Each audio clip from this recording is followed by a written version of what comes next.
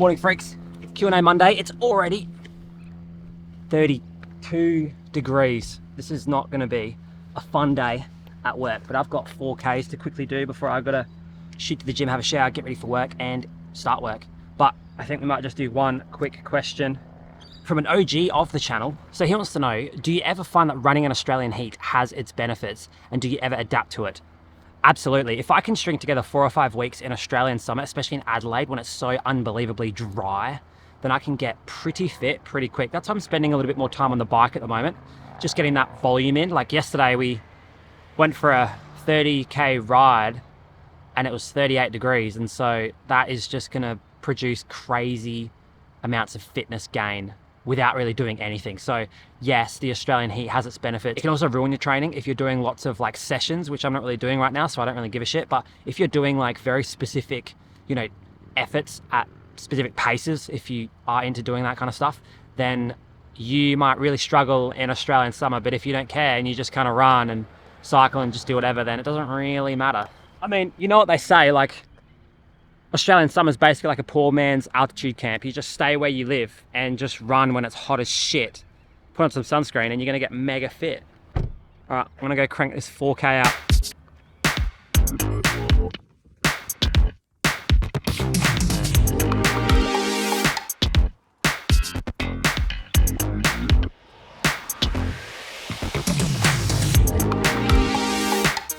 Geez, after about 2Ks, my mouth was completely dry. So I started breathing through my nose, and then all of a sudden I just got like way fitter just from breathing through my nose for like 15 minutes. So it must be a fact that nasal breathing gets you way faster. There you go. Okay, next question. I'm really hyped about your upcoming running gear. Thank you very much.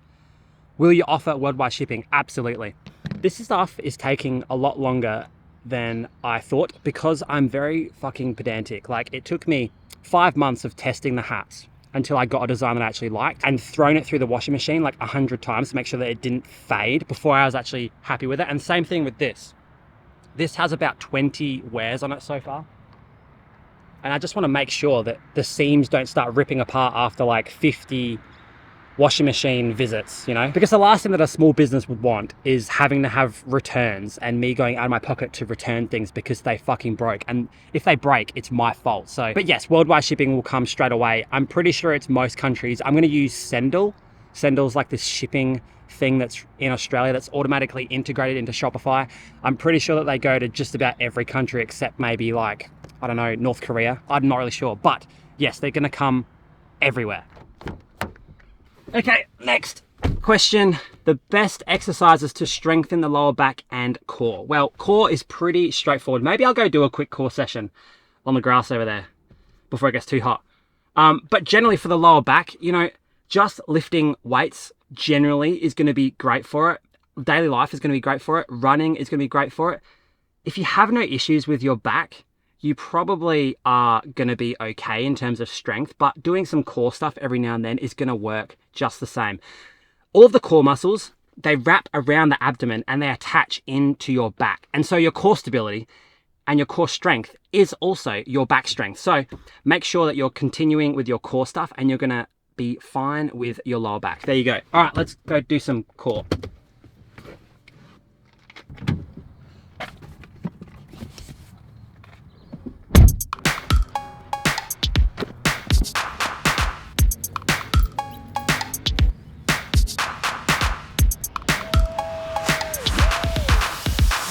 Okay, next question. Essential running equipment for beginners. Well, shoes, some, you know, not crazily expensive, but also not super cheap shoes. Go get yourself some Asics Nimbus 25s. You'll find them in a discount store pretty much anywhere. Go get them on. You could even just get the Strava app on your phone to like log your runs inside the app. You don't even need a watch. You don't need anything except a pair of shoes that are comfortable for you. And then just go and rip it. Pretty straightforward. And then maybe, I don't know, if you start doing longer runs or you live somewhere where it's really hot, get a nice drink bottle that doesn't let ants inside and you're fine. Absolutely easy peasy starting running for beginners in 2024. It's like so easy.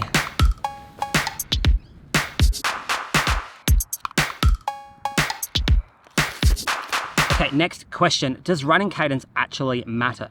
I have a fairly low cadence, but I haven't really had problems. I'm nowhere near 180 steps per minute. To be honest, not particularly, unless it's giving you issues or there's glaring issues with your gait. If you are running at 170, that's perfectly fine. If you're really tall and like really long-legged, it makes a lot of sense. If you're shorter, obviously you're going to take faster steps. That makes sense. That's perfectly fine. It's just as long as you're not spending a lot of time on the ground when you're taking those steps. If you're really tall and really long, you can still take fast steps off the ground, but your cadence can still be a little bit lower. I personally wouldn't be able to do that. I have to keep my cadence around 180 and sometimes even higher. So really, if you're not having any issues, I wouldn't even really stress about it because it doesn't really matter. There you go. It really is all about ground contact time. Like if your ground contact time is really slow, then it doesn't really matter what's going on with your cadence because cadence is not the issue. It's spending too much time on the ground. All these cadence things that people talk about really is just because your ground contact time slows down when you're running at 150 steps per second. Per minute. Make sense?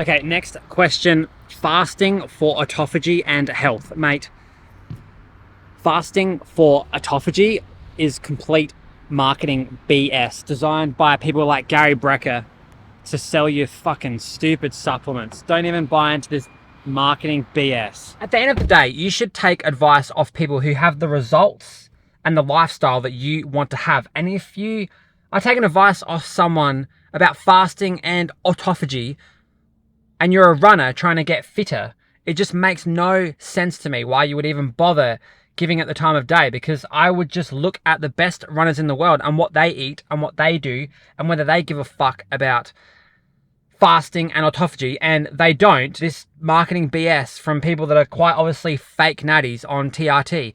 Who cares about what they have to say? They're going to do their life and, you know, sell their stuff.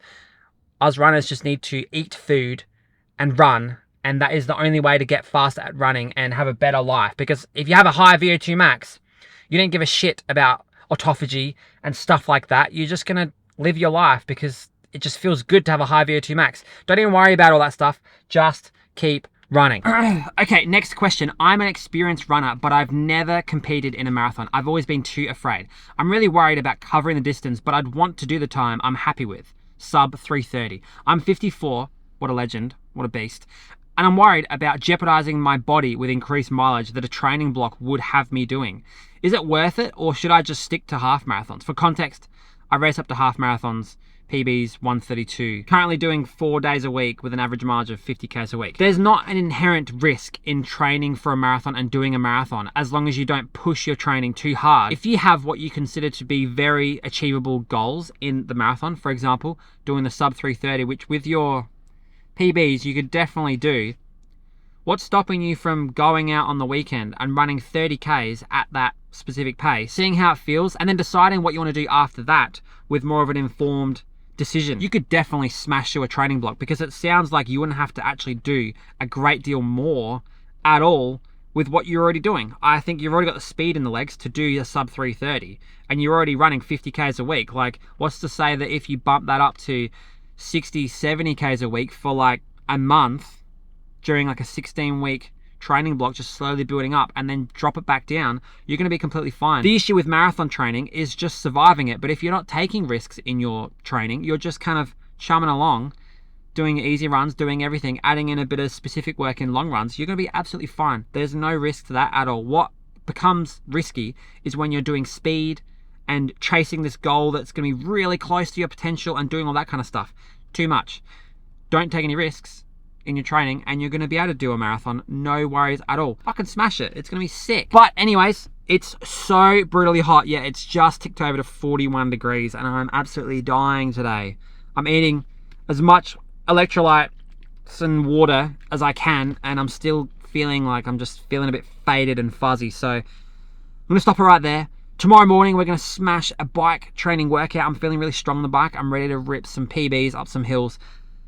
Training is going to get better and better this year. I'm so keen to be fit and healthy again. I'm going to see you guys tomorrow morning. Peace out. Have an early night, and I'll see you guys at 5 a.m. Peace.